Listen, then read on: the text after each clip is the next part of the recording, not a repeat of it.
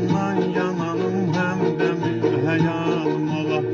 Bilirəm ömrüm ki kaş belə bir anım ola. Sağ olaq mən də öpəm əl ayağından atamın.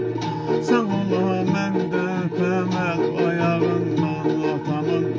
Aman Allah nə darıxdım sorağından atamın.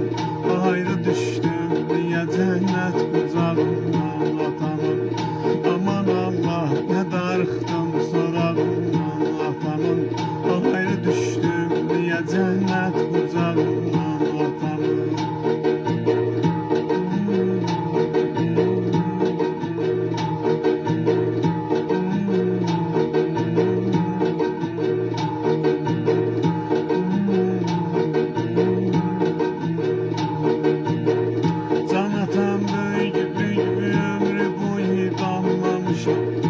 Elə hey göynəmişəm, gəl gün olub yanmamışam.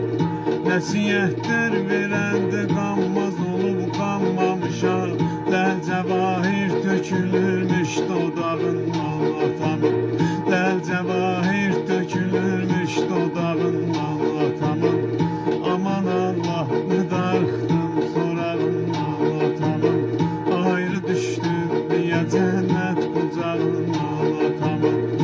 Aman Allah ne darıxdım sorağından atamın. Ayrı düşdüm diye cennet kucağından atamın.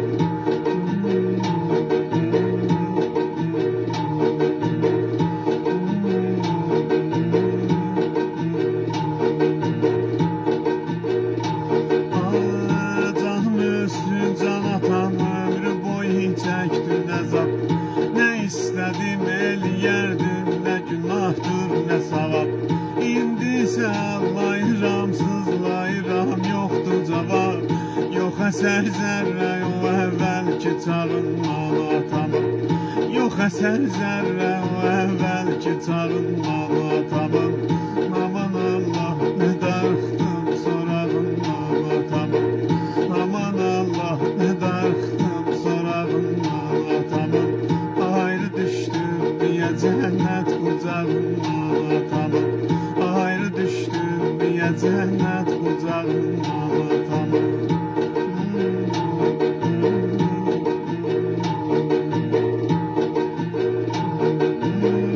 Yüreğim göz bebeğim derdime derman anadır. Gel ki o bağrede dərdəli könlüm qəmxanadır. Canı nurlu atam hoş gülüşün bir yanadır. Canı nurlu atam hoş gülüşün bir yanadır. Mən elə darıxmışam qaş qabağından atamın. Mən elə darıxmışam qaş qabağından atamın. Aman Allah nə darıxdım sorağından atamın. Ayrı düşdüm diye cennet kucağından atamın. Aman Allah ne darıxdım sorağından atamın. Ayrı düşdüm diye cennet kucağından atamın.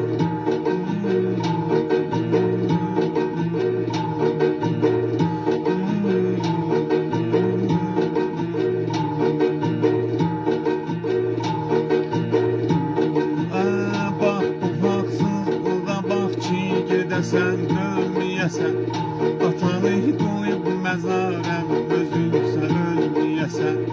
Yan ürək yan elə yan ki kül olub sönməyəsən. Hələ qoy düstü çıxar ev ocağından atamın. Hələ qoy düstü çıxar ev ocağından atamın. Aman Allah nə darıxdım sorağından atamın. Aman Allah nə darıxdım sorağından atamın. Ayrı düşdüm diye cennet kucağından atamın.